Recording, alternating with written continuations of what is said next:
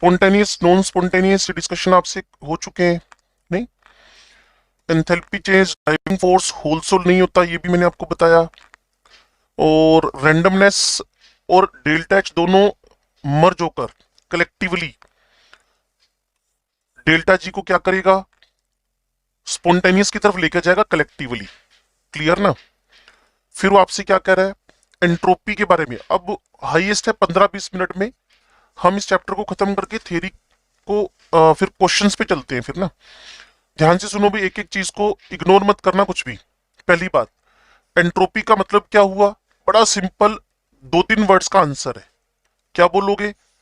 It is disorder, it is a chaos, it is a randomness. अगर कोई entropy के बारे में आपसे डिस्कस करना चाहता है तो बस इतना बोल के निकल लो, it is randomness.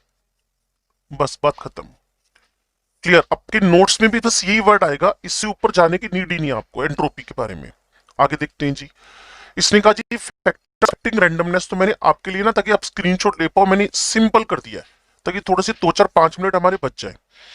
Physical state की बात होनी शुरू हुई, सारे समझदार बच्चे हैं। फिजिकल स्टेट की बात होनी शुरू हुई, गैस की जो एंट्रोपी है वो लिक्विड से, लिक्विड की एंट्रोपी सॉलिड से ज्यादा, रैंडमनेस ज्यादा ही है गैस के अंदर। टेम्परेचर बढ़ेगा, रैंडमनेस बढ़ेगी। प्रेशर बढ़ाओगे तो चीजें ऑर्गेनाइज हो जाएंगी, तो रैंडमनेस क्या हो जाएगी? कम हो जाएगी। और अगर आप मिक्सिंग करवाते हो, चैप्टर का नाम सॉल्यूशन, उसके अंदर ideal non ideal, non ideal के अंदर positive negative division, delta S always क्या आ रहा था? पॉजिटिव। अगर आपको याद हो तो इंटरमिक्सिंग डिसोल्यूशन की एंट्रोपी ऑलवेज क्या होगी? पॉजिटिव। मतलब एंट्रोपी के डायरेक्टली प्रोपोर्शनल है। तो आपको सिर्फ इस छोटी सी बात को, पहली बात एंट्रोपी की हेडिंग, देन रैंडमनेस लिख दो, फिर बोलो फिजिकल स्टेट जितनी लेस कंडेंस्ड है उतना एंट्रोपी ज्यादा है, टेम्परेचर ज्यादा एंट्रोपी ज्यादा, प्रेशर ज्यादा, तो चीजें ऑर्गेनाइज हो गई हैं, दब गई हैं, कंप्रेस हो गई हैं।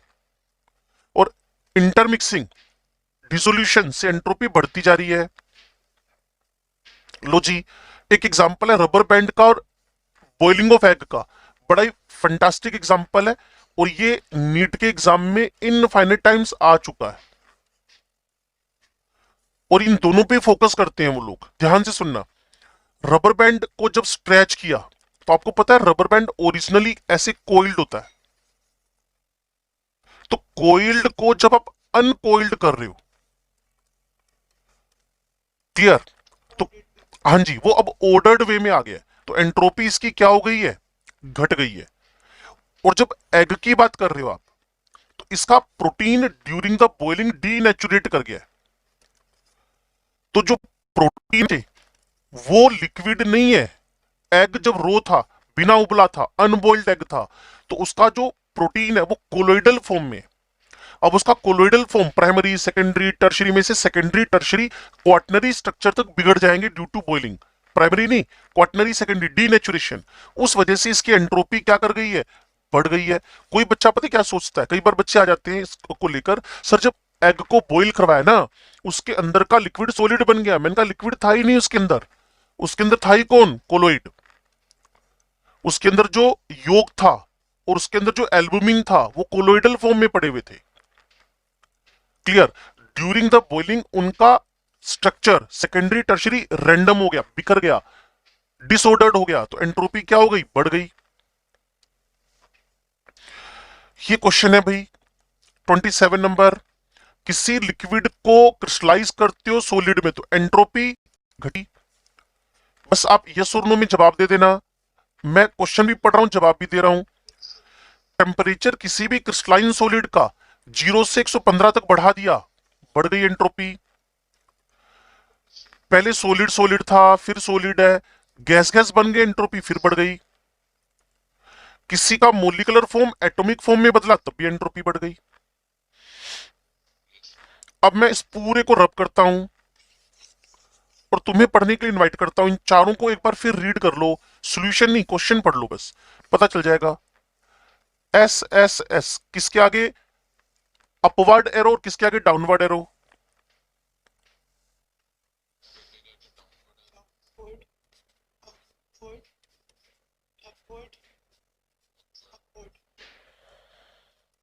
ठीक है जी।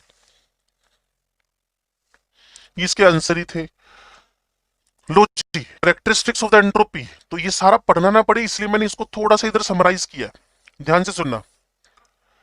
स्टैंडर्ड एंट्रोपी मतलब 298 केल्विन 1 बार पे। ये स्टेट फंक्शन है, बहुत पुरानी बात होगी, पहले दूसरे तीसरे दिन की।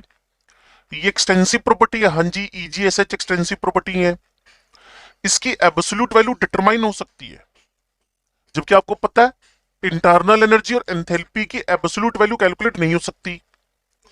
उसने कहा जी एब्सोल्यूट वैल्यू कैलकुलेट करके बताओ, मैंने कहा निकाल लेते हैं जी। परफेक्ट क्रिस्टलाइन मतलब टेम्परेचर 0 केल्विन, टेम्परेचर 0 केल्विन, वैसे इसको थर्ड लॉ ऑफ थर्मोडायनेमिक्स भी बोलते हैं। क्लियर? जब परफेक्ट क्रिस्टलाइन है, परफेक्ट क्रिस्टलाइन कब होता है? 0 केल्विन पे, जब सब चीजें सॉलिड हो जाए। कल मैं 11वीं क्लास के अंदर ही ना थर्मोडायनेमिक्स के अंदर थर्ड लॉ पढ़ रहा था। थर्ड लॉ में ये लिखा था कि 0 केल्विन पे सारे के सारे सबस्टांसेस क्या हो गए? सॉलिड हो गए। सॉलिड नहीं बच्चे, परफेक्टली क्रिस्टलाइन हो गए। अगर सॉलिड बोलो तो उसकी एंट्रोपी भी नॉन जीरो हो सकती है, लेकिन मैं परफेक्ट क्रिस्टलाइन की बात कर रहा हूं। क्रिस्टल नहीं, परफेक्ट क्रिस्टल 0 केल्विन पे, तब entropy not delta S, S 0 हो गया। ये एब्सोल्यूट वैल्यू है। तो किसी को पूछना हो कि H enthalpy, S and E internal energy, क्या इनकी एब्सोल्यूट वैल्यू निकल सकती है? मेरा आंसर है नहीं निकल सकती। लेकिन तुम एंट्रोपी का एब्सोल्यूट वैल्यू निकाल सकते हो, वो है परफेक्ट क्रिस्टलाइन का, और वो किसके अकॉर्डिंगली? Third law. और ये बच्चों को पता है delta S final initial, delta S किसी केमिकल रिएक्शन के लिए प्रोडक्ट माइनस रिएक्टेंट।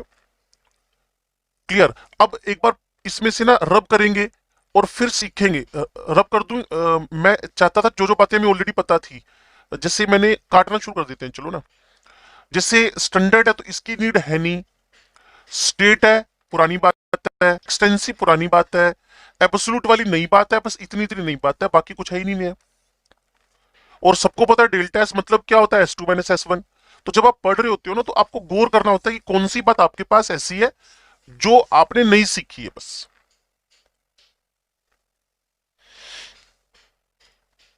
लो जी, ये बड़ा इंटरेस्टिंग है, ध्यान से सुनना। काइनेटिक्स पढ़ रखी होती है ना आप लोगों ने, तो सिखाना और भी आसान हो जाता है, लेकिन सीख तो अभी भी जाओगे। ये मेरे पास एक सिस्टम 1 है, ये मेरे पास एक सिस्टम 2 है। सुनना भी ध्यान से। एक सिस्टम 1 एक सिस्टम 2 है, एक सिस्टम 1 एक सिस्टम 2 है। ये टेम्परेचर 50 केल्विन पे है, ये टेम्परेचर 500 केल्विन पे है। सुनना बच्चे ध्यान से, ठीक है जी। एक 50 केल्विन पे, एक 500 पर। थोड़ा सा मुझे आइडिया सा दे दो, इनमें से ज्यादा रैंडम कौन है? Very good, it is more chaotic, मतलब more random, it is less random. वे काम करने जा रहे हैं, ध्यान से सुनना, ठीक है। अगर आपके आस पड़ोस में कोई आपके पड़ोसियों का बच्चा बिगड़ा हुआ है ना, तो मान लो कोई बात चल पड़े, यार ये तो बिगड़ गया, ये तो और बिगड़ गया, उसने कहा तो पहले से बिगड़ा, और क्या बिगड़ गया। क्लियर ना? वो कोई उल्टी सीधी हरकत करता है, अपने इसमें नई बात क्या है? यार ये तो बिगड़ा हुआ है, ऐसी हरकत करनी थी उसने। आओ मेरे साथ, अब समझ जाओगे। दोनों पे टेम्परेचर बढ़ा दिया, सुन पा रहे हो? दोनों पे टेम्परेचर बढ़ा दिया, दोनों पे टेम्परेचर बढ़ा दिया। जब दोनों पे टेम्परेचर बढ़ाया, तो ज्यादा इफेक्ट किस पे पड़ा? फर्स्ट पे, क्योंकि ये तो पहले से बिगड़ा हुआ था। तो इस लाइन को ऐसे लिखना पड़ता है, दो systems which are already at high temperature, already at high temperature are affected less, are affected less by the increase of temperature। जो ऑलरेडी हाई टेम्परेचर पे है, तो उस पे लेस इफेक्ट हुआ, जबकि इस पे इफेक्ट क्या हुआ? मोर हुआ। ऐसा क्यों? क्योंकि वो लेस क्योटिक था, वो लेस रैंडम था। टेम्परेचर बढ़ती वो रैंडम होने लग गया, जबकि जो ऑलरेडी हाईली रैंडम था उस पर टेम्परेचर बढ़ाया तो उसकी रैंडमनेस में उतना चेंज नहीं आता है। इसी चीज को हम लोग पढ़ते हैं कहां पर? केमिकल काइनेटिक्स के अंदर। वहां जो आपके पास हाई एक्टिवेशन एनर्जी वाली है, मतलब स्पीड स्लो है, उन पे इफेक्ट ज्यादा जाता है टेम्परेचर बढ़ाने का, तो वहां बता दूंगा जाकर। अभी फिलहाल मैं आपको क्या बता रहा हूं कि जब भी किसी सिस्टम का टेम्परेचर बढ़ाते हो, those systems are affected more which are already at the low temperature. तो किसी भी सिस्टम का टेम्परेचर बढ़ाया, हीट बढ़ी, उसका एंट्रोपी बढ़ी। और कहीं कहीं आपको पता है कहीं लिखा मिल जाएगा delta S inversely to T, मैंने कहा ऐसा कभी मत बोलना, वो इस एग्जाम्पल को बेस बनाकर लिखा गया, वो इस एग्जाम्पल को बेस बनाकर लिखा गया है कि दो systems are affected more by the increase of temperature. ये मैं फिर आपसे कह रहा हूं, ये कंडीशनली बोला गया है, ये ऑलवेज के लिए नहीं बोला गया, कंडीशनली बोला गया है। तीसरी चौथी पांचवी बार बोल रहा हूं, दो systems are affected more by the increase of temperature और change of temperature which are already at the low temperature, मतलब लो क्योस, मतलब low entropy, low randomness, low disordered.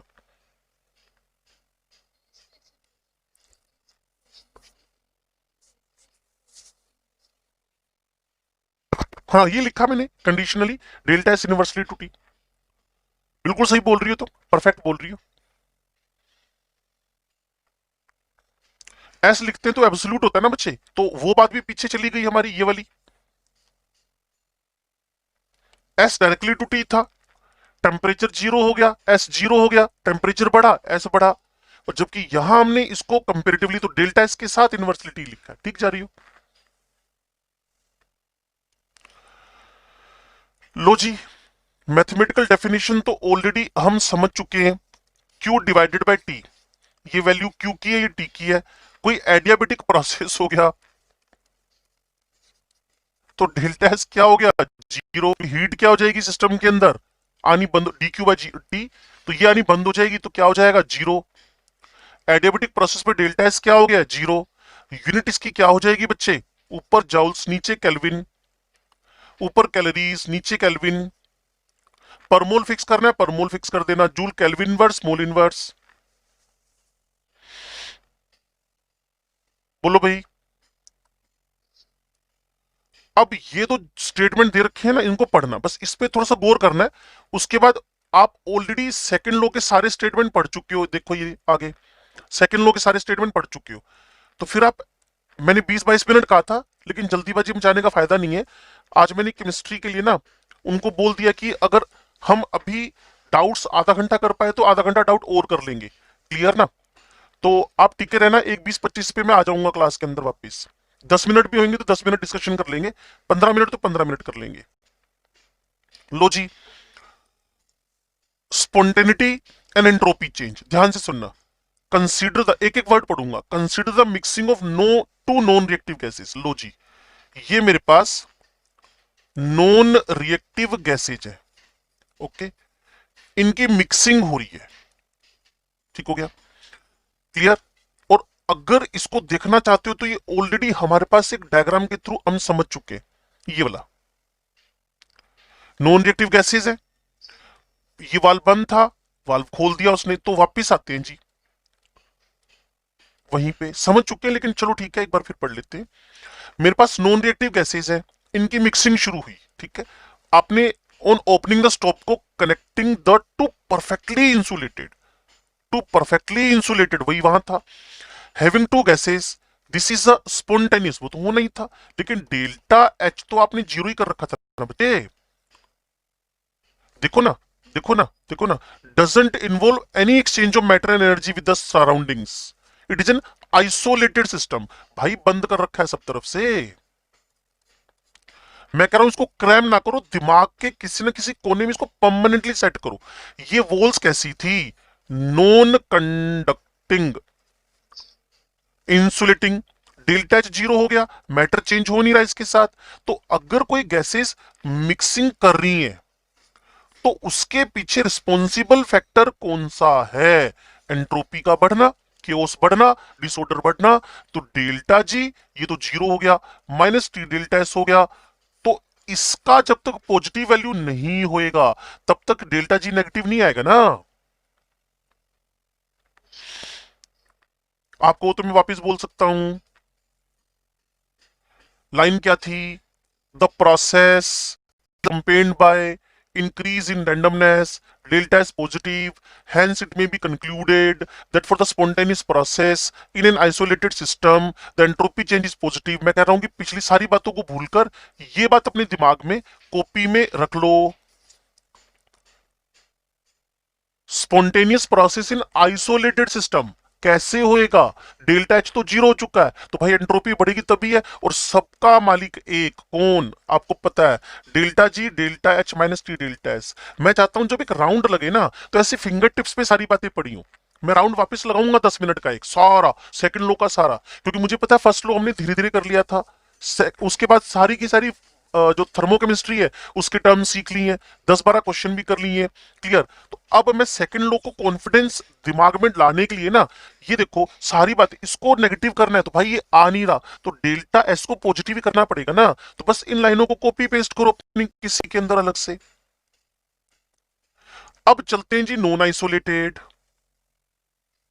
We have to consider the total entropy change of the system and the surrounding, that is delta S total system surrounding, therefore for the process to be spontaneous मेरे भाई ये भी वापस क्या होना चाहिए? Greater than zero. और अगर आपको फिर भी समझना है तो मेरे साथ पीछे चलना। पीछे चलने में मैंने एक जगह पे क्या लिखा हुआ था, ये लो, आइसोलेटेड नॉन आइसोलेटेड। मैं तो कह रहा हूं कि if you want the spontaneity in the process you should increase the entropy. सबसे सुटेबल कंडीशन डेल्टा जी को नेगेटिव करने की क्या है कि एंट्रोपी बढ़ाओ एंथैल्पी घटाओ। कौन सा सिस्टम ऑलवेज स्पॉन्टेनियस हुआ था? लो जी, ढूंढे ढूंढे ढूंढे, ये था चौथा नंबर, ये वाला। जब भी एंट्रोपी बढ़ेगी एंथैल्पी घटेगी। लो जी, जब भी आपके पास, ये वापिस आ गया, घूम फिर के आपको एक ही बात बार बार मिलेगी। तभी मैं बोलता हूं सेकंड लो को पढ़ने में लगा दो 1-1.5 दिन। अगर मैं इसको 10 मिनट में करवा देता ना, तुमने कर लेना था, लेकिन तुम ना किसी भी बुक के नंबर ऑफ पेजेस लेके परेशान हो जाते। सर ने तो 10 मिनट में खत्म करा दिया। करवा तो मैं 10 मिनट में सकता था इसको, बहुत अड़ी पड़ती है ना, एक दिन में थर्मोडायनेमिक्स कराना हो तो फिर 10 मिनट में भी करवा देते हैं इसको। क्लियर? लेकिन काम तो 10 मिनट का ही है वैसे तो। मैंने क्या कहा, कॉपी करो इसको। तो चाहे एक आपके पास आइसोलेटेड सिस्टम हो, चाहे आपके पास नॉन आइसोलेटेड सिस्टम हो, अगर आप इसी का स्पॉन्टेनिटी चाहते हो तो एंट्रोपी शुड बी पॉजिटिव। बोलो जी, सदमे में चले गए लगता है। लो जी, इस क्वेश्चन को करना है, इस टाइप के क्वेश्चन आपको मिलेंगे। उसमें जी एक रिएक्शन है A B C D. Clear? Calculate the entropy change. मेरे दिमाग में डेल्टा एस मुझे लेकर आना है, और किसी भी रिएक्शन का एंट्रोपी चेंज हम कैसे निकालते हैं? Sum of the, clear, delta S of the product sum of the delta S of the reactants. ठीक है बच्चे? तो A A A A 130, B B B 203, C C C 152। ठीक हो गया? और बी और सी का प्रोडक्ट है, उनका सम कर दो। ये कर दिया जी 203 152। टाइम कम लगेगा है ना, यहाँ पे 203 100 152। इसमें से क्या माइनस कर दिया पुत्र जी? 130। आंसर आ जाएगा। बोलो, रब करूं फिर आप सोचोगे अपने आप? सोचो आप, चलो पक्का? Very good. लो जी, डिफरेंट टाइप की आपके पास एंट्रोपीज, फ्यूजन की, वेपराइजेशन की, सब्लिमेशन की। मैंने कहा इसमें कोई लंबा चौड़ा काम तो है नहीं। अगर कभी डेल्टा एस फ्यूजन लाना चाहते हो तो Q of fusion divided by T. Delta S vaporisation लाना चाहते हो तो Q of vaporisation by T. अगर कहीं भी सब्लिमेशन करना चाहते हो तो Q of sublimation divided by T. बस पेपर में आपको इसकी वैल्यू दे देगा, टेम्परेचर ऑफ द फ्यूजन दे देगा, टेम्परेचर ऑफ वेपराइजेशन दे देगा, टेम्परेचर ऑफ सब्लिमेशन दे देगा। क्लियर? उनसे आप इनके फाइनल आंसर निकाल सकते हो।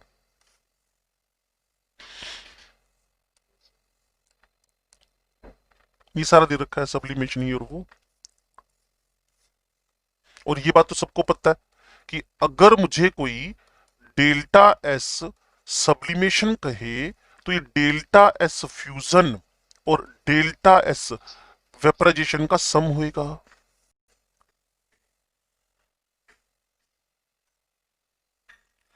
Now the entropy and equilibrium, मैं एक फॉर्मूला लिख दूं, तुम्हारे चैप्टर का नाम था इलेक्ट्रोकेमिस्ट्री, तुम कहोगे यार वही सेम बात वापस आ गई है, इलेक्ट्रोकेमिस्ट्री का एक फॉर्मूला है, ठीक है। डेल्टा एस, मेरी गलती, delta G not plus R T L N Q. Delta G zero हो जाएगा जब क्यू बराबर के हो जाएगा, तो delta G not minus R T L N K, delta G not -2.303 R T logarithm of K. तो अगर काम की बात करो तो फॉर्मूला ये वाला काम का है, ठीक है। एंट्रोपी एंड इक्विलिब्रियम की बात करें, कंक्लूसिव बात निकालनी है आपने, तो कंक्लूसिव बात मैं आपको निकाल कर दे देता हूं, ध्यान से सुनना, या फिर तुम्हें थोड़ा सा ना टिक कर रहना पड़ेगा, मुश्किल से 2 मिनट तक। आइसोलेटेड सिस्टम है, हाँ है। Entropy of system at equilibrium is maximum, वो तो होनी थी। इक्विलिब्रियम का मतलब क्या होता है, डेल्टा जी जीरो हो चुका है and there is no further change. भाई मैक्सिमम का मतलब ही क्या होता है, कोई चीज मैक्सिमम हो गई, अच्छा गोली मारो। चैप्टर का नाम सॉल्यूशन, लिंक करके पढ़ते हैं बात को, वहां कोई सैचुरेटेड सॉल्यूशन बन गया तो इसका मतलब no more amount of the solute will be dissolve now, no more. तो अगर कुछ मैक्सिमम, मान लो सैचुरेटेड सॉल्यूशन बन गया ना, तो क्या बात था उस मतलब, उस बात का मतलब क्या है, उस बात का मतलब ये है कि अब एक्स्ट्रा अमाउंट नहीं घुलेगी, मैक्सिमम घुल चुका है। अगर एंट्रोपी आपके पास मैक्सिमम हो चुकी है तो अब फर्दर नो मोर चेंज टेक्स प्लेस। कब, जब वो इक्विलिब्रियम पे है। दूसरी बार, आइसोलेटेड सिस्टम है, हाँ है। The entropy of system at equilibrium is maximum, हाँ ठीक है, तो इसका मतलब कोई फर्दर चेंज तो होंगे नहीं। और इक्विलिब्रियम का स्टैब्लिशमेंट पे डेल्टा एस आपके पास कुछ चेंज ही नहीं हो रहा। डेल्टा एस बराबर क्या है, एस फाइनल, एस इनिशियल, कोई चेंज तो हो नहीं रहा। तो इक्विलिब्रियम पे डेल्टा एस का वैल्यू आपके पास क्या आ गया है, इक्विलिब्रियम पे डेल्टा एस का वैल्यू आपके पास इक्विलिब्रियम पे क्लियर जीरो हो गया है। अगर फिर भी समझना है तो लिंक करना, इक्विलिब्रियम पे डेल्टा जी क्या होता है, जीरो। कैसे होएगा, क्योंकि डेल्टा जी में रोल कौन कर रहा है आपके पास, डेल्टा एस। चलो एक बार फिर,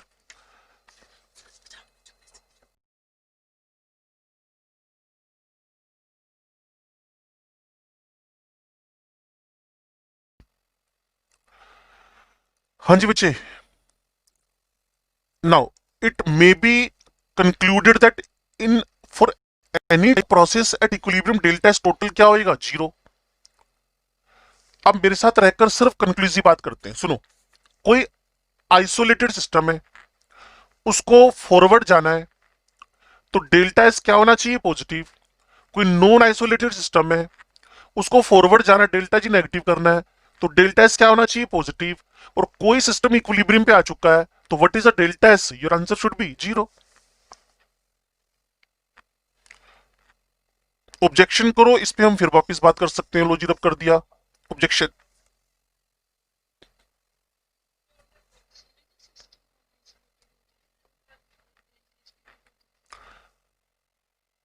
हाँ डेल्टा एच मैटर करता है, लेकिन डेल्टा एच ओनली मैटर नहीं करता है। डेल्टा एच मैटर करता है, डेल्टा एच ओनली मैटर नहीं करता है। दोनों कलेक्टिवली किसी को भी स्पॉन्टेनियस बनाने में रिस्पॉन्सिबल होंगे।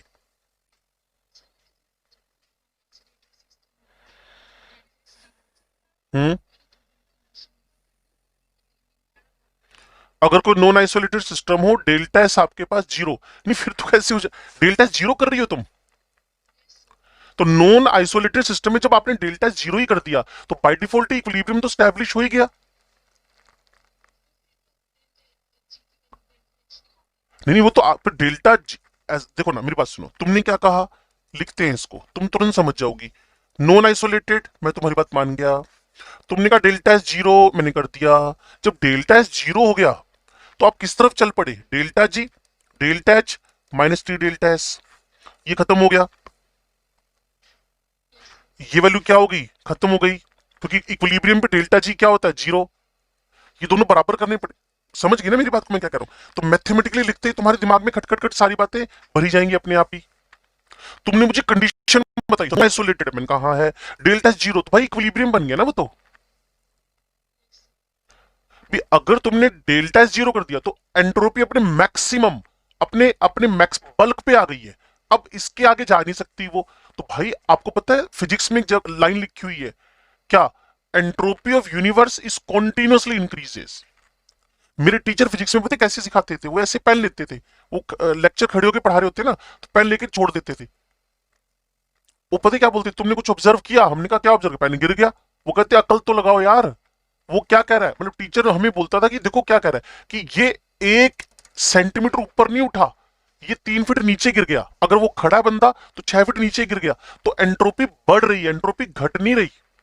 आप बात को समझे, लॉजिक को क्या कहना चाहता था वो फिजिक्स वाला टीचर हमें?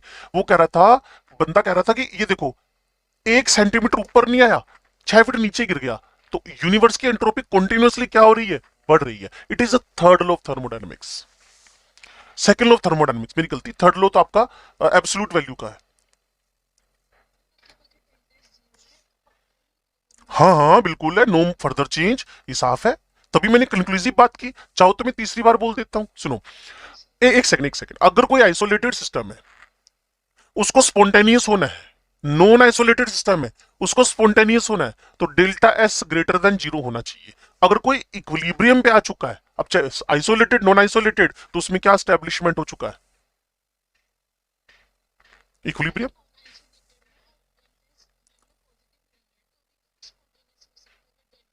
वही तो कह रहा हूं ना, तभी एक लाइन याद करो, 3 मिनट पहले की लाइन, 3 मिनट पहले की लाइन। वो तुमने कंडीशन लगा दी ना, तो डेल्टा एच पे डिपेंडेंसी तो है ही, नॉट द सोल क्राइटेरियन। अकेला डेल्टा एच, अकेला डेल्टा एच सोल क्राइटेरियन नहीं है। कलेक्टिवली जस्टिफाइंग करेंगे किसको? स्पॉन्टेनिटी को। जैसे जैसे तुम कंडीशन डालती जाओगी ना, मैं तुम्हें अपने पुराने टॉपिक पे ले जाऊंगा। कहां पर तुम याद कर लो, अभी लेकर गया था 1 to E, इस पर ले जाऊंगा।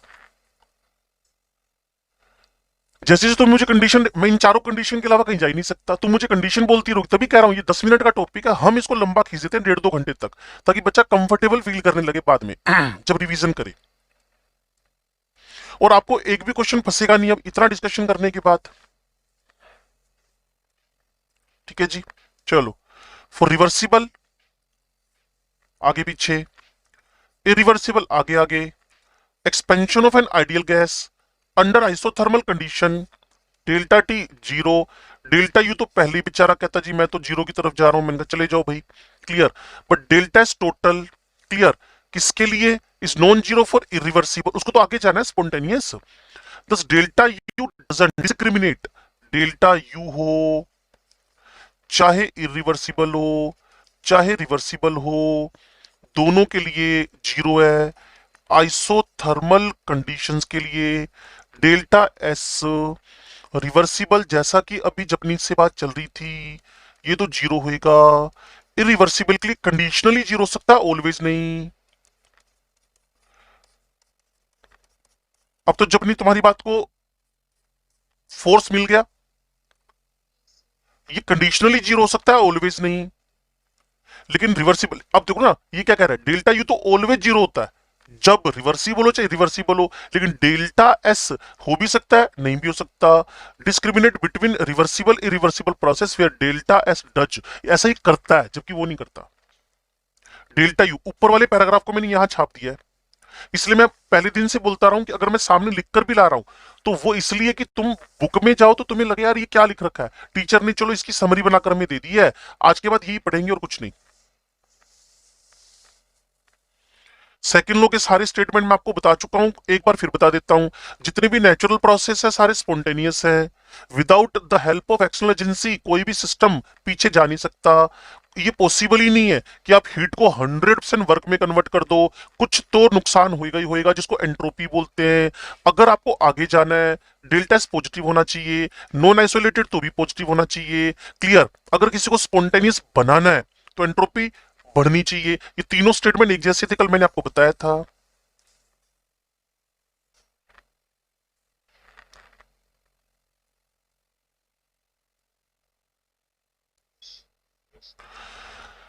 लो जी, अब तो कहानी खत्म हो गई है। फॉर्मूला चाहिए अब तो मुझे डेल्टा जी का फॉर्मूला मेरे पास एक ही है। वो बस इन सब का कंक्लूजन यही आता है। इस क्वेश्चन को करते हुए तुम्हें समझ में आ जाएगा। अभी लिखा ही था मैंने। एक फॉर्मूला मेरे पास डेल्टा जी नॉट बराबर delta H not minus T delta S not है, पहला फॉर्मूला। दूसरा formula delta G not, clear. यहां मेरे पास plus R T L N Q, यही था, अभी थोड़ी देर पहले लिखा था। और अगर मेरे पास इक्विलिब्रियम कंडीशंस मेंटेन हो जाए तो Q बराबर क्या हो जाएगा पुत्र जी, के। डेल्टा जी क्या हो जाएगा, जीरो। डेल्टा जी नोट बराबर minus R T L N K हो जाएगा। Delta G naught is equal to minus 2.303 R T log K हो जाएगा। फॉर्मूले जो काम के हैं उसको एक नंबर मिल गया है और दो नंबर मिल गया है। क्या इससे बाहर कहीं जाने की नीड अब मुझे है? मैंने कहा क्वेश्चन पढ़ के देख लो, पता चल जाएगा। उसने कहा जी कैलकुलेट डेल्टा जी नॉट, मैंने कहा जी ठीक है निकाल लेंगे। फॉर द फॉलोइंग रिएक्शन, मैंने कहा फॉर्मूले दो है हमारे पास। CO gas, half O two gas, CO two gas, delta H दे रखा है। लो जी डेल्टा एच दे रखा है, वो भी स्टैंडर्ड वाला, हाँ जी। टेम्परेचर मेंशन है, टेम्परेचर तो स्टैंडर्ड है तो 290 होएगा। डेल्टा एस है, डेल्टा एस ये कौन है भाई, प्रोडक्ट। ये कौन है भाई, रिएक्टेंट। ये कौन है भाई, रिएक्टेंट। समझ में आया क्या करना चाहते हो? दो, हाँ हाँ एग्जैक्ट, ये प्रोडक्ट है आपके पास। फिर एक बात और जहां तुम गड़बड़ घोटाला कर सकते हो, ये किलो जाउल में दे रखा है, मैं इसको हाईलाइट कर देता हूं। और आपको पता है जाउल में दे रखा है, इसकी तरफ मैं बच्चों का ध्यान स्पेशली दिलवाता हूं। ये देखो,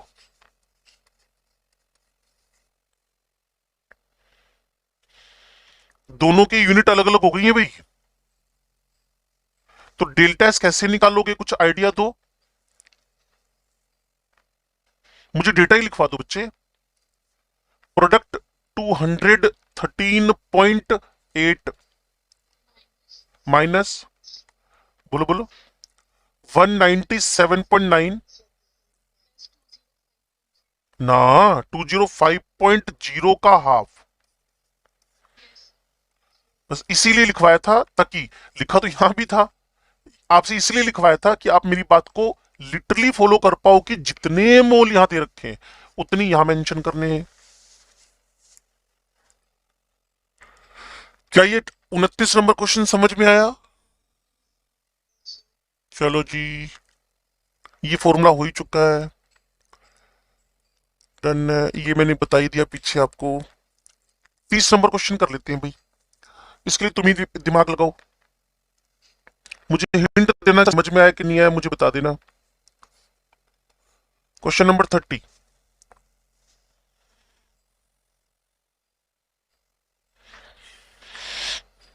एक मिनट है तुम्हारे पास, ज्यादा से ज्यादा 60 सेकेंड्स मतलब। डेल्टा एच, डेल्टा एस, इस रिएक्शन, क्लियर है। अब वो what temperature will the reaction be spontaneous, तो पता है क्या करना, डेल्टा एच को टी डेल्टा एस के बराबर रख लेना, क्लियर। क्योंकि तुम्हें स्पॉन्टेनियस में डेल्टा जी नेगेटिव चाहिए ना, तो पहले जीरो निकाल लो ना, इक्विलिब्रियम निकाल लो। उसके बाद डेल्टा एच टी निकाल लेना, डेल्टा एच। फिर मैं तुमसे कहूंगा एक बात, जहां हैवी गड़बड़ तुम लोग कर सकते हो, इसकी यूनिट किलो जाउल है, इसकी जाउल है, चेक कर ले। ये लो जी, और ये दे रखा जाउल्स में, ये थोड़ा सा कंट्रोल कर लेना अपने आप को। और ये 29.37 इंटू 1000 डिवाइडेड बाय 104, ये वाला टेम्परेचर तुम्हारे पास कैलकुलेट होके आ गया 282.4। अब डेल्टा जी है, डेल्टा एच है, माइनस टी डेल्टा एस है। ये ये टेम्परेचर 282 से जैसे ही ऊपर करोगे, टेम्परेचर जैसे ही 282.4 से ऊपर करोगे ये वाला, वैसे डेल्टा जी क्या आ जाएगा, नेगेटिव। तो अगर चार ऑप्शन में पड़ा होता, मैं फिर कहता हूं अगर बेस्ट डेवलपमेंट चाहते हो तो सब्जेक्टिव क्वेश्चन ज्यादा करने चाहिए, और सब्जेक्टिव क्वेश्चन ही लेकर आया हूं मैं सारे, ऑब्जेक्टिव अपने आप ही होते चले जाएंगे। ये भी सेम ही सारी कहानी, ये भी पीछे हम डन कर चुके हैं। तो क्वेश्चन देख लेते हैं कोई है तो। 31, देखना भाई, क्वेश्चन हो गया तो इसका मतलब थ्योरी हमारी डन है। Calculate delta G reactant for the conversion to ozone 3/2 O2 O3, और केपी दे रखा है। कौन सा फार्मूला लगेगा भाई?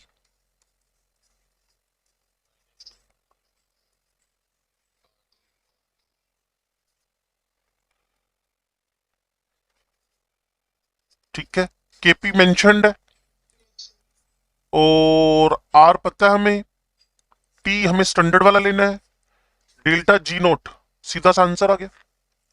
इसका मतलब डन है ना? ये देखो, बाकी सोल्यूशन आ जाएगा। बोलो भाई।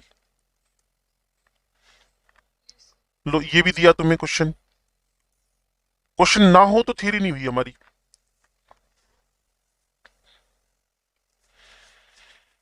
वो ये तो सुखस है ना? और हाँ जी बिल्कुल है। बस थोड़ा सा यहाँ सोच समझ के चलना होता है, क्योंकि किलो जॉल में दे रखा है, तुम आर में गड़बड़ घोटाला कर दोगे। वो 8.314 डिवाइडेड बाय 1000 होएगा।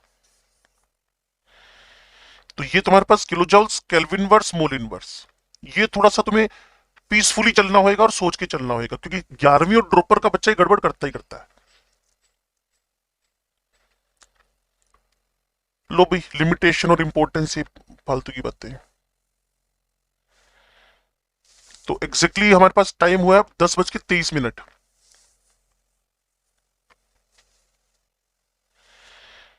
क्यों जी? तो यहां आप कोई रिवीजन कराने में इंटरेस्टेड हो सेकंड लॉ का, या क्वेश्चन करने में इंटरेस्टेड हो? क्वेश्चन, क्वेश्चन आरपीस खोलूं, असाइनमेंट खोलूं, बुकलेट खोलूं, क्या खोलूं?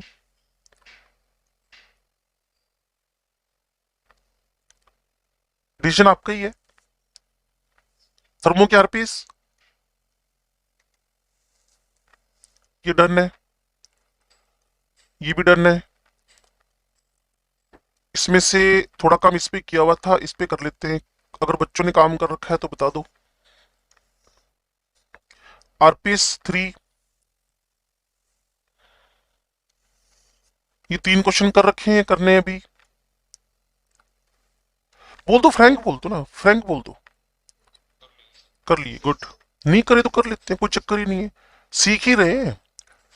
हाँ जी, 4 5 6 कर लिए तो ठीक है, नहीं तो कर लेते हैं। 7 भी, 9 11 अभी करा देते हैं जी। 9वां नंबर क्वेश्चन ये रहा जी। इसने मुझे कहा H H bond energy 430, CL bond energy 240, और डेल्टा एच फॉर HCl। शायद तुमने जो गड़बड़ की उसको मैं हाईलाइट कर देता हूं, तुम देखते ही समझ जाओगी बच्चे। क्लियर ना? ये मेरे पास delta H reaction -90 kilo joules है। ओके, तो यहां मैंने डेल्टा एच रिएक्शन लिख दिया, -90 लिख दिया। या मैंने summation of the delta H of reactant, bond energies दे रखी है तो मैं रिएक्टेंट लिख सकता हूं ना, और summation of the delta H क्या लिख दिया, प्रोडक्ट्स लिख दिया। ठीक है, -90 अपनी जगह पर है। क्या पूछा है इसने मेरे से?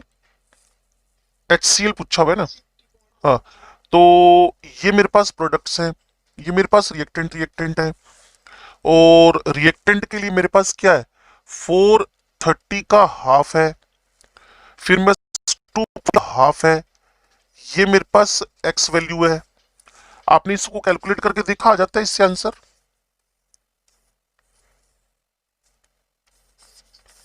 नहीं, गलती कुछ पता चली क्या कर ली होगी? 430 240 डायरेक्ट लिख दी होंगी बिना बाई 2 किए ना, है ना? आंसर आ गया इससे। Heat of formation N2O2NO, clear. Delta H +90 लिखा हुआ है। Approximate bond dissociation energy of the bond in NO is, ये मेरे से पूछ रखी है इसने। और ट्रिपल की एनर्जी और डबल की, इसमें भी हाफ हाफ की गलती रही होगी, मुझे ऐसा लगता है। 90 वो सेम ऊपर वाला क्वेश्चन ही है बच्चे। Clear? Delta H reactant, delta H product, BD मतलब बॉन्ड डिसोसिएशन। रिएक्टेंट N2 का 940/2, 500 का बटा 2, इन सब में यहां minus summation of delta H product 90। Same data बन गया ऊपर वाला ही। सेम क्वेश्चन फंसे हैं तो मतलब सेम गलती की होगी शायद।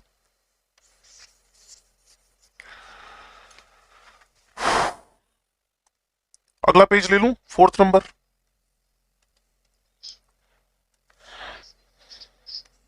फर्स्ट मतलब इसका इसका ठीक है, हाँ हाँ।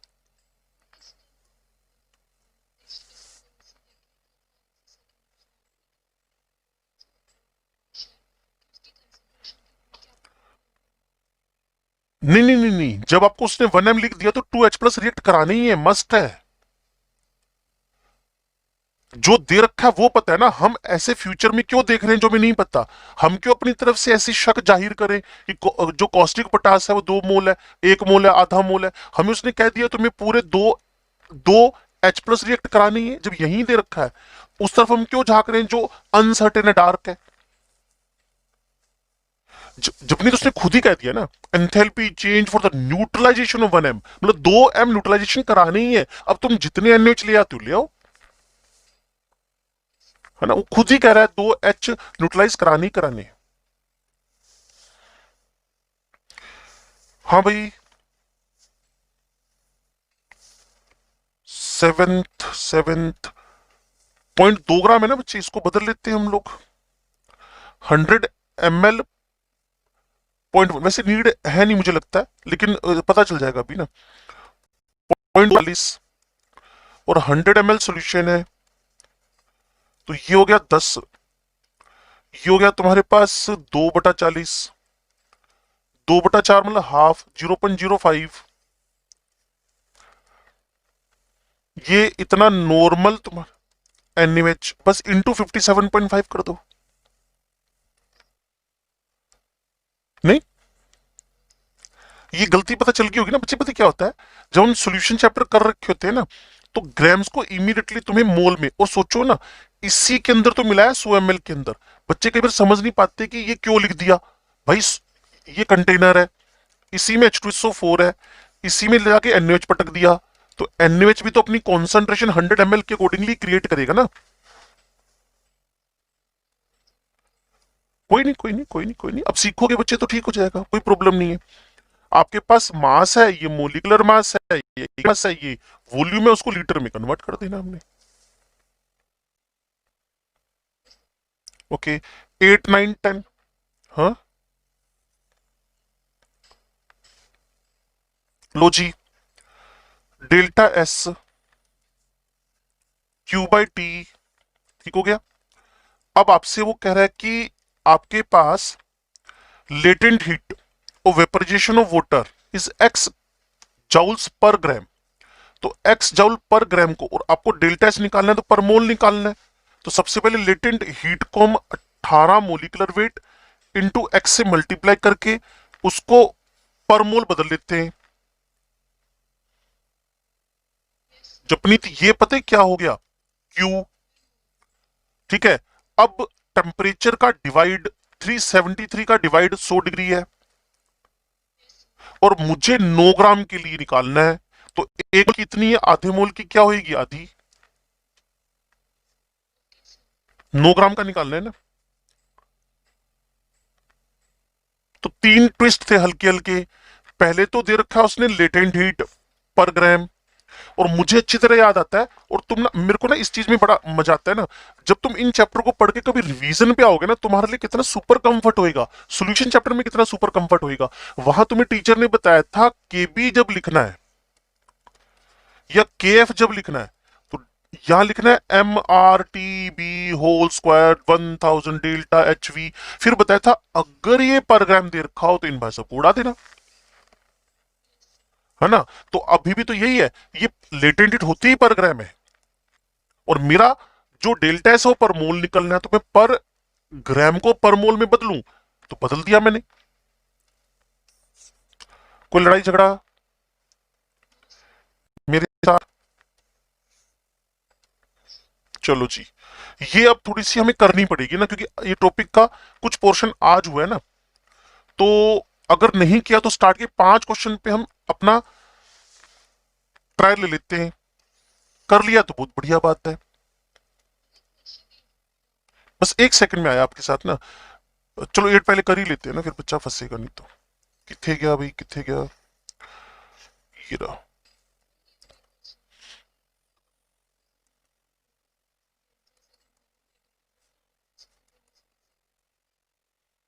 तो डेल्टा एच फिर नेगेटिव होएगा और मैग्नीट्यूड उसका ज्यादा होएगा। पढ़ते हैं एक बार। फॉर द प्रोसेस अमोनिया और एच सी, अच्छा मैं इधर पढ़ रहा हूँ। For the spontaneity which is always correct, वो तो बच्चे दोनों के लिए ले गया ना। अगर आप देखो एक बात है, मेरी बात सुनना ध्यान से। अभी ऊपर एक क्वेश्चन नहीं कर रहे थे, इस क्वेश्चन में तुम पता है किस तरफ झांक रही हो? तुम मान के चल रही हो कि डेल्टा एच की तरफ मैंने ये झांका कि वो पॉजिटिव। वो कह रहा है कि अगर आइसोलेटेड हो, अगर नॉन आइसोलेटेड हो, उसको स्पॉन्टेनियस बनाना हो, तो तुम्हारे पास कंडीशन क्या है मुझे बताओ। बस बात खत्म हो गई। नहीं नहीं, spontaneous system for isolated non isolated. तुम्हारे पास दो ही तो सिस्टम है, isolated non isolated system. Isolated system के अंदर तुमने डेल्टा एच जीरो कर रखा है, तो उसके अंदर तो ऑलवेज कंडीशन आ गई ना। अब हाँ हाँ हाँ, आ रहा हूं आ रहा हूं। नॉन आइसोलेटेड सिस्टम हो गया। नॉन आइसोलेटेड सिस्टम में तो गैसें भर रखी हैं, क्लियर। अगर तुम वो नॉन रिएक्टिव गैसें हो, कोई भी गैसेज हो, उनकी इंटरमिक्सिंग तो ऐसा प्रोसेस है ना जिसके अंदर डेल्टा एच नेगेटिव पॉजिटिव कुछ भी हो जाए हमें फर्क नहीं पड़ता। लेकिन अगर तुम्हें स्पॉन्टेनी याद करो, सेकंड लॉ थर्मोडायनेमिक्स एक सिंपल सा रूल, जब भी कोई सिस्टम आगे जाएगा तो उसकी एंट्रोपी ऑलवेज क्या होनी चाहिए? बढ़नी चाहिए। तो इसीलिए जब भी आपको स्पॉन्टेनिटी की बात करें ना, तो आपको वो चीज तो सोचनी नहीं ना जो उसको किस तरफ लेके जाएगी, नॉन स्पॉन्टेनियस की तरफ। तो एंट्रोपी तो दो ही बातों पे मैंने बड़ा बड़ा साइन मारा था, इसको घटाओ और इसको बढ़ाओ। It's always condition for spontaneity. तो मान के चलेगा ना कि entropy of the universe, entropy of the system is the second law of thermodynamics. Entropy of system is entropy of the universe is continuously increases for the spontaneity. मतलब एक बात सुनो ना, स्पॉन्टेनिटी की जरूरी कंडीशन क्या? एंट्रोपी बढ़नी चाहिए। तो इसमें इफ एंड बट तो लगाना ही नहीं जो डार्क में है, जो हम इस क्वेश्चन के अंदर दिख नहीं रहा, हम क्यों लगाएं? सब्जेक्टिव कर दें इसको। अब लगा लो तुम जो लगाना है। जपनी इसको सब्जेक्टिव बना दिया। अब तुम बोलो कि अगर डेल्टा एच हमारे पास नेगेटिव है तो डेल्टा एस का नेगेटिव वैल्यू भी स्पॉन्टेनिटी को फेवर कर देगा अगर डेल्टा एच ज्यादा है। बोलो, लेकिन जो सामने दिख रखा है उसमें तो फिर वही बात करनी पड़ेगी ना हमें। ऊपर के 5 क्वेश्चन में किसी को डाउट था भाई?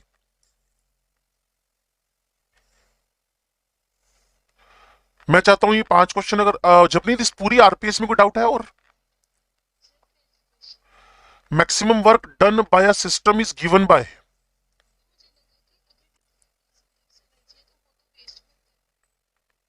क्या क्या क्या क्या क्या वापस बोलना। ओए, यूजफुल वर्क है वो। Delta G. एक बच्चा कोई बात कर रहा है, वो अपने आप को म्यूट कर ले, मुझे विभू की आवाज लग रही है वो। कोई आवाज आ रही है कोई ना बैकग्राउंड में बहुत ज्यादा, है ना? नजर मारी किसकी थी वो आज? चलो उसको बधाइयां दे दो। हाँ बच्चे देखना, नहीं तो फिर जब नहीं तो मैं 5 क्वेश्चन ही स्टार्ट वाले कर रहा हूँ बच्चों के साथ। तुम्हें और कोई डाउट है? नहीं तो फिर तुम्हारा रह जाएगा डाउट। चलो एक बार बच्चे देखना, सभी लोग ये 5 क्वेश्चन 5 मिनट लगाकर, ज्यादा ही है वैसे 5 मिनट, 3 मिनट लगाकर देखते हैं, फिर हम असाइनमेंट खोल लेंगे इसके बाद। पहला question, which of the following pairs of a chemical reaction is certain to result in the spontaneous action. पढ़ो ना जल्दी से, आज ही बताया, अभी बताया थोड़ी देर पहले। हाँ जी, डेल्टा एच डिक्रीज और delta S increase. Should be answer, should be third. चलो perfect. When enthalpy entropy change for a chemical reaction, ये भाई साहब नेगेटिव है, ये भाई साहब पॉजिटिव है, तो ये तो मुझे लग रहा है स्पॉन्टेनियस ही होएगा। और वैल्यू पुट करके भी देखना नहीं पड़ेगा कहीं, वैल्यू पुट करके। हाँ, ये लाइन याद आ गई तुम्हें वाली, ये पेज खोल के बताऊं जब दोनों चीजें फेवरेबल है तो देखने की नीड ही नहीं है। न्यूमेरिकल थोड़ी बना, ये एप्टीट्यूड बना। परफेक्ट है। अच्छा जी, 3 मिनट में हो जाएंगे लगता है पांचों क्वेश्चन ना। तुम सोचो, मैं नहीं बोलता कुछ, मैं पानी पी रहा हूँ। अगले 3 क्वेश्चन।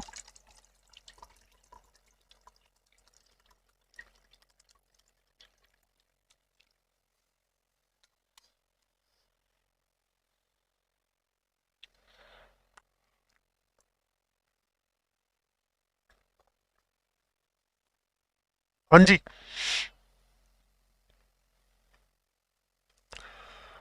बेस्ट का है बेस्ट। तो मुझे तो पहला आंसर लग रहा है डेल्टा एस नहीं। हाँ, क्योंकि पता है क्या है, डेल्टा जी के अंदर सब कुछ मिक्स है, ये दोनों मिलकर ये बना रहे हैं ना, तो इसका नेगेटिव मतलब स्पॉन्टेनिटी। चलो पांचवा, चौथा पांचवा करो। ये कंबशन की रिएक्शन है, इसका डेल्टा एच तो गारंटीड एक्सो है, पक्का। और डेल्टा एस पे नजर मारे, ये 25 लिखा हुआ है, हाँ 27 गैस मोलिक्यूल है। इधर और बढ़ गए, 34 हो गए ना, तो डेल्टा एस क्या हो गया, पॉजिटिव। तो पहले डेल्टा एच बताना है, नेगेटिव, गलत, ठीक, ठीक, गलत। डेल्टा एस पॉजिटिव, जो जो सही थे, पॉजिटिव, पॉजिटिव अभी तक ठीक चल रहा है। डेल्टा जी तो नेगेटिव ही आएगा, ये आंसर आ जाएगा, ठीक है। ये वही कंडीशन आ गई ना सेकंड वाली। पांचवा देखना बच्चे, लास्ट एंड फाइनल, ये तो पता ही है तुम्हें।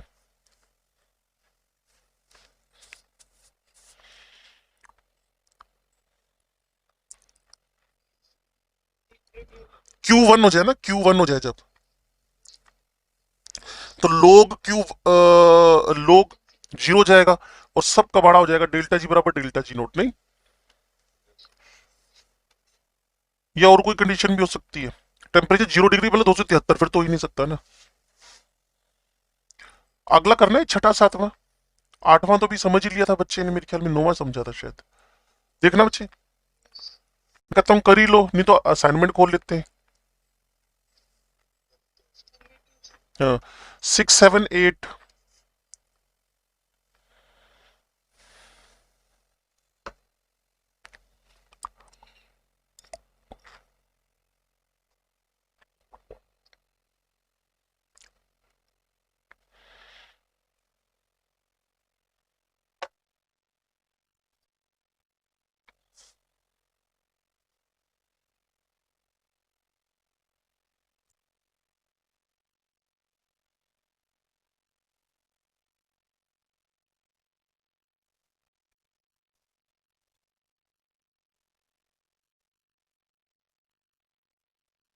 ज्यादा टाइम नहीं लग रहा, अच्छा तीनों इकट्ठे कर रहे हो।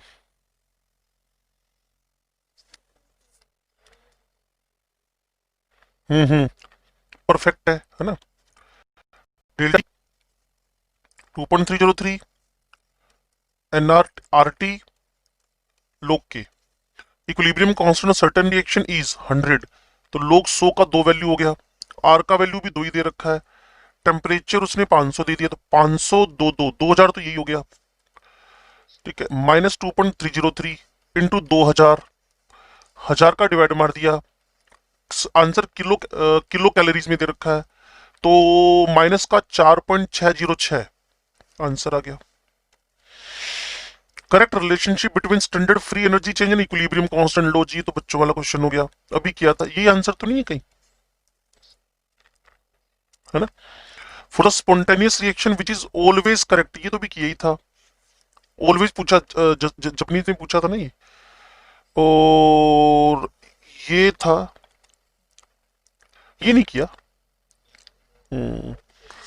गैस गैस सॉलिड हो गया तो डेल्टा एस तो इसका नेगेटिव हो रहा है, और टेम्परेचर गेट्स लोअर है तो ये पक्का एंडो है ना। क्वेश्चन करने से बड़ा अच्छा रहता है बच्चे, मैं तो कह रहा हूँ क्वेश्चन करने चाहिए ज्यादा, ड्रॉपर बैच का जितने ज्यादा क्वेश्चन ना वो उतना डेवलप हो जाते हैं। अब आंसर आ गया ना इसका।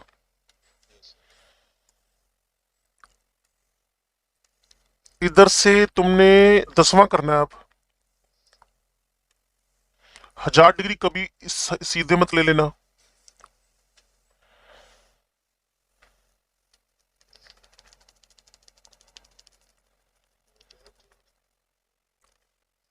नहीं, डेल्टा जी निकालना है, सीधा क्वेश्चन सोल्व करना है बस। डेल्टा जी नॉट या delta G delta H minus T delta S, बस फॉर्मूला अप्लाई करना है। 31,400 यहाँ अप्लाई कर दिया, और 1273 यहाँ अप्लाई कर दिया, और 32 कैलोरीज यहाँ अप्लाई कर दिया। चेक कर लेना, नहीं तो हम मारे जाएंगे वैसे ही। हाँ, अब बस सीधा आंसर आ जाएगा इसका।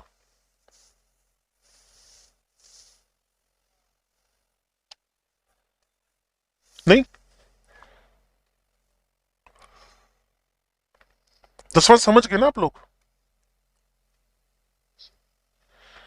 11वां, reaction is positive value delta H delta S, delta G ये भी पॉजिटिव ये भी पॉजिटिव, तो कहीं ना कहीं मैग्नीट्यूड की कहानी पे चला गया। तो टेम्परेचर अगर ज्यादा होएगा तभी स्पॉन्टेनियस होएगा, must be spontaneous, can't be, गलत कह रहा है, विल बी स्पॉन्टे ओनली, ना ना ना ना ना ना ना, विल बी हाई टेम्परेचर, चौथा आंसर ठीक नहीं है। पढ़ना तुम लोग अगर कंफ्यूज हो गए तो।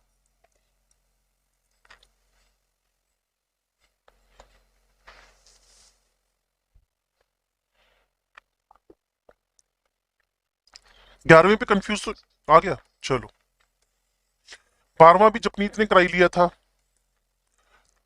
और 15वां, अच्छा ये करने हैं अभी, ये कर लो बच्चे, प्लीज कर लो, फायदा तुम्ही को होना है। फिर हम सेकंड लो पे ना थोड़े कॉन्फिडेंट हो जाएंगे, कहोगे तो मैं रिवीजन भी कर सकता हूँ। 13, 14, 15,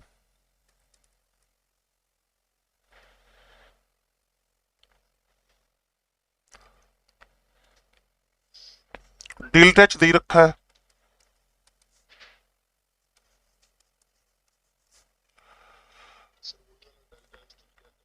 हाँ हाँ हाँ, डेल्टा जी बराबर delta H minus T delta S, delta S निकालना पड़ेगा। डेल्टा एस के लिए प्रोडक्ट माइनस रिएक्टेंट करना पड़ता है।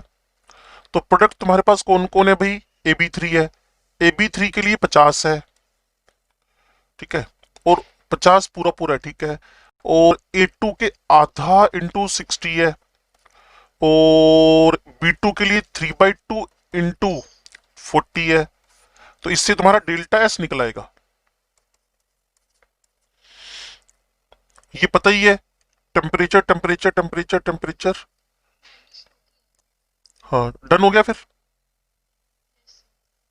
चलो, तो यहां पुट कर दोगे इसको, और hypothetical reversible the above reaction attains equilibrium will approximate, delta H यार किलो जूल में होगा मुझे लगता है। हाँ, ये देखो, पता क्या करना फिर, टी बराबर भी किया था ना सब्जेक्टिव क्वेश्चन एक, टी बराबर delta H upon delta S.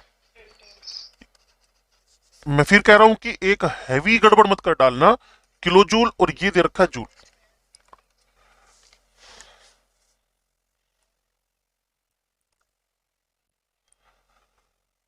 लो भी क्वेश्चन में अगर आप थोड़ा सा सपोर्ट कर दोगे खुद को भी और मेरे को भी, तो हमें लग जाएगा कि हमने काम कर लिया है।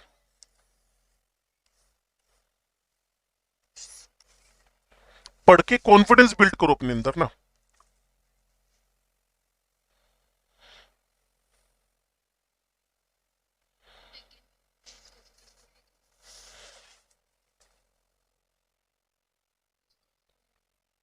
ओके, फर्स्ट, सेकंड, थर्ड, ये एज सच, और ये चाहिए ना, तो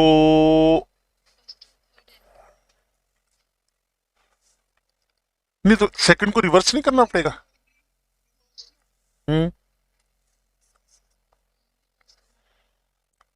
टू जेडनेस रिवर्स कर दिया, चलो। टू जेडन, टू सल्फर। अब इधर से टू जेडन पहली वाली रिएक्शन, और टू से क्या बन गया? टू जेडनो। थर्ड को two S plus two O two, two SO two. कौन कट सकता है भाई? दो सल्फर कट जाएंगे, और क्या कट जाएगा भाई?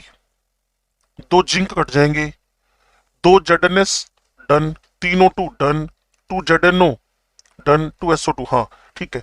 इसका रिवर्स, इसको ऐसे कैसे, इसको सीधे जोड़ जाड़ दो, इसको बस इसको प्लस कर लेना। हाँ डन है। चलो लास्ट एंड फाइनल।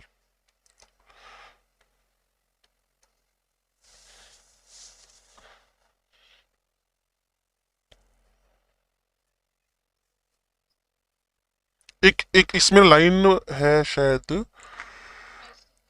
हाँ आइसोलेटेड, उसी को ढूंढ रहा था मैं। ये तो, ये आंसर तो बिल्कुल गया। इन तीनों में से कोई आंसर आ सकता है। और एंट्रोपी बढ़ी रही है, तो ये भी गया, ये भी गया, ये भी गया। भाई वही से। हाँ थ्योरी में था, इसलिए मैंने कहा था थ्योरी को सुनो, इसलिए मैंने ज्यादा टाइम लगाया थ्योरी पे।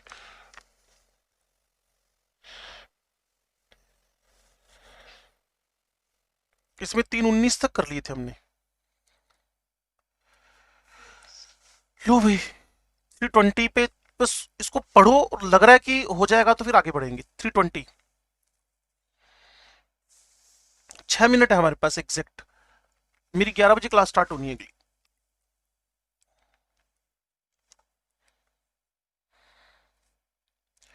सभी लोग इन्वॉल्वमेंट देंगे तो फायदा होएगा। 15 ऑक्सीजन है, 12 CO2 है, और 6 पानी बन रहे हैं। Enthalpy of combustion 2 mole of liquid, liquid है ये तो गैस ही होएगा। 27 है तो ये लिक्विड ही होएगा, ये गैस ही होएगा। 18 में से 17 तो डेल्टा एन जी आपके पास क्या +1 आ जाएगा। सिंपल ही हो गया क्वेश्चन। डेल्टा एच डेल्टा, हाँ ना। 2 मोल के लिए निकालना है तो delta N G R T, R O T का मल्टीप्लाई आंसर है बस। नहीं, टी 300 है और आर आपके पास जूल में चाहिए, तो 8.314 है, बटा क्या हो जाएगा 1000। आंसर देखना भी इसका क्या आ रहा है। 2 मोल के लिए नहीं लिखा उसने, 2 मोल ऑफ लिक्विड।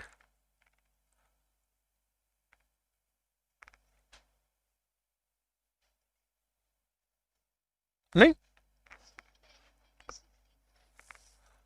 हाँ मैंने 18 कर दिया।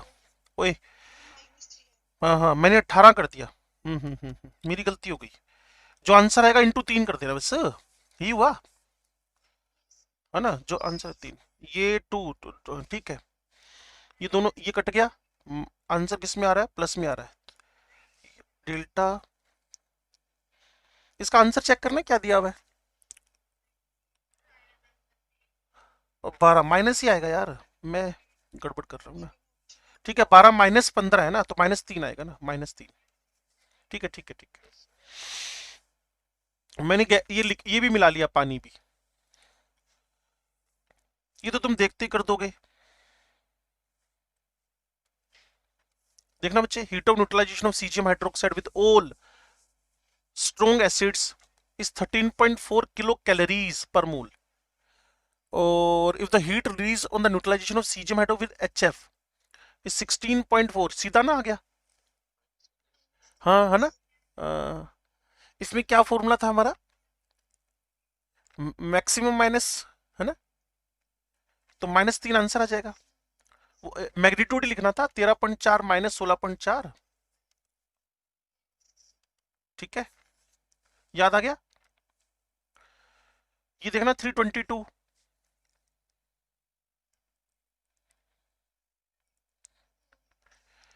ग्रेफाइट नहीं हो सकता, ब्रोमीन लिक्विड है, रोम्बिक है, ये आंसर आ गया। डन ना। बताऊं वापिस? बच्चे देखो, उसने कहा डेल्टा एच फॉर्मेशन, जो भी स्टैंडर्ड स्टेट होगी ना पुत्र, जो भी स्टैंडर्ड स्टेट होगी उसकी जीरो होगी डेल्टा एच फॉर्मेशन, उसको तभी तो हम लोग प्रोडक्ट की निकाल पाते हैं। तो कार्बन का ग्रेफाइट स्टैंडर्ड स्टेट है, हाँ है। ब्रोमीन का लिक्विड स्टैंडर्ड स्टेट है, हाँ है। क्लियर। सल्फर रोम्बिक क्लिनिक में से अल्फा रोम्बिक होता है ना, अल्फा फॉर्म रोम्बिक, और सबसे स्टेबल फॉर्म होता है ये है, हाँ है। लेकिन पानी कोई स्टैंडर्ड स्टेट थोड़ी, इसको तो एलिमेंटल फॉर्म में होना चाहिए ना। जब आप H2O बनाते हो कुछ ना कुछ हीट तो इवोल्व होती है ना। मान लो 285 रिलीज हुई तो पानी की, इनकी तो 0 0 ही थी ना हीट ऑफ फॉर्मेशन। वापस बता दूं सब कुछ। जब आप, चलो ठीक है, 23 और 24 ये तुम थोड़ा दिमाग लगाओ, या कर लिए तो मेरे से पूछ लो। 2 मिनट है हमारे पास।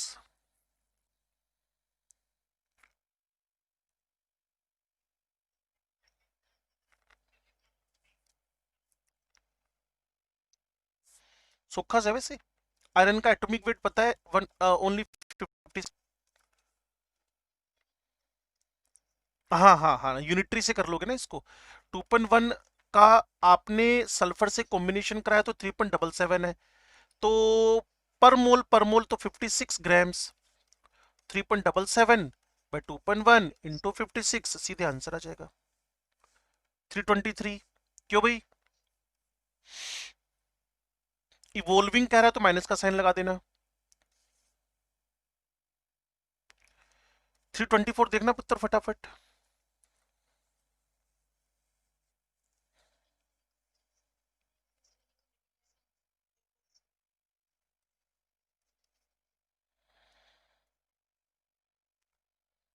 ये इक्वेशन बनानी है आप लोगों ने, जितने बच्चे क्लास में बैठे हैं और सुन पा रहे हैं।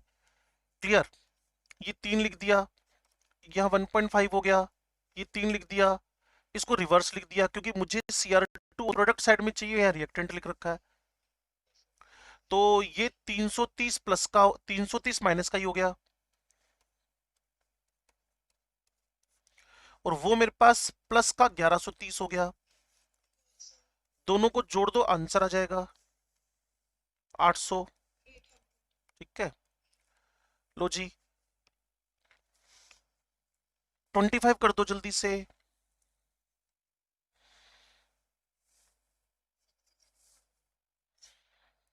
लीस्ट स्टेबल कह रहा है, हाँ बिल्कुल याद आ गया, केमिकल बॉन्डिंग। जितना ये, हाँ जी बिल्कुल, ठीक है, ये बनाएगा स्टेबल और ये बनाएगा अनस्टेबल। ओजोन का बनना अब याद ही हो गया होगा आपको, अनस्टेबल एक्सोथर्मिक प्रोसेस नहीं है, एंडोथर्मिक है वो। ठीक है भाई, लो जी यहाँ खत्म करें, फिर 11 बजे मेरी अगली क्लास है, तो 125 पे मिल ही लें फिर हम लोग। नहीं, ऑफिशियली तो उन्होंने कोई क्लास रखी नहीं है, लेकिन मैंने कहा है कि केमिस्ट्री की तो हम कर ही लेते हैं 30-35 मिनट। पक्का?